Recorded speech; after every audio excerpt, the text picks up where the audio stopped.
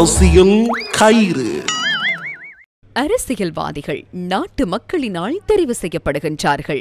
ஆனால் அவர்கள் அதிகாரத்தை தக்க வைத்துக் கொள்வதற்காக என்னென்னவோ செய்கின்றார்கள்.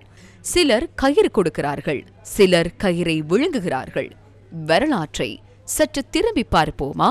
ஐக்கிய தேசிய கட்சியும் அதிலிருந்து விலகிச் சென்ற ஐக்கிய மக்கள் சக்தியும் மீண்டும் ஒன்றிணைந்து பயணிக்க முயற்சிக்கின்றன. இதற்கு முன்னரும் அவ்வாறு இணைந்து பணியாற்றிய பல சந்தர்ப்பங்கள் இருந்தன. 2010ஆம் ஆண்டு ஜனாதிபதி தேர்தலும் அப்படியான ஒன்று. யுத்தம் நிறைவுக்கு வந்தவுடன் மஹிந்த ராஜபக்ச ஒரு வருடத்துக்கு முன்னதாகவே தேர்தலை நடத்த தீர்மானித்தார். சரியென்றால் அந்த சந்தர்ப்பத்தில் எதிர்க்கட்சித் தலைவராக இருந்த ரணில் விக்ரமசிங்க ஐக்கிய தேசிய கட்சியில் களமிறங்கியிருக்க வேண்டும். எனினும் மெதுவாக நழுவி யுத்தம் நிறைவுக்கு வந்தபோது இராணுவத்துக்கு தலைமைத்துவம் வழங்கிய ஜெனரல் சரத் பொன்சேகாவை முன்னிறுத்தினார். ஜனாதிபதி தேர்தலில் களமிறங்குமாறு சரத் பொன்சேகாவை அழைத்து அன்னப்பறவை சின்னத்தில் போட்டியிட வேண்டிய நிலையை ஏற்படுத்தினார். தேர்தலில் ரணிலின் வாக்குகள் பொன்சேகாவுக்கு கிடைத்ததா என்பது அதற்கு பின்னர் மிகப்பெரிய பேசுபொருளாக மாறியது. எவ்வாறாயினும் 2010ஆம் ஆண்டு ஜனவரி மாதம் 26ஆம் தேதி தேர்தல் நடத்தப்பட்டது. 27ஆம் தேதி தேர்தல் முடிவுகள் வெளியாகின. பொன்சேகாவுக்கு 40.15% வாக்குகள், மஹிந்தவுக்கு 57.88% வாக்குகள்.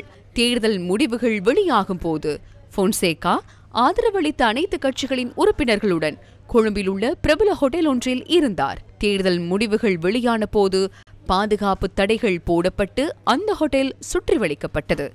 சில மணித்தியாலங்களின் பின்னர் யுஎன்பி தலைவர் ஹோட்டலில் இருந்து வெளியேறினார். தேர்தல்கள் ஆணையாளரையும் முந்திக் கொண்டு தேர்தல் நீதியாகவே நடைபெற்றது என பகிரங்கமாகவும் அறிவித்தார். We would like to thank all those who campaigned for Sarath Fonseca and who worked for him.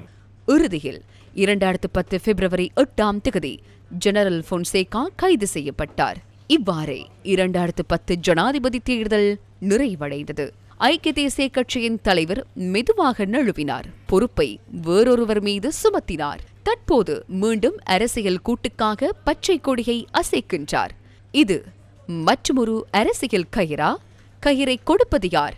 கயிறை விழுங்கப் போவது யார்? மக்கள் இப்போது பார்த்து கொண்டுள்ளனர்.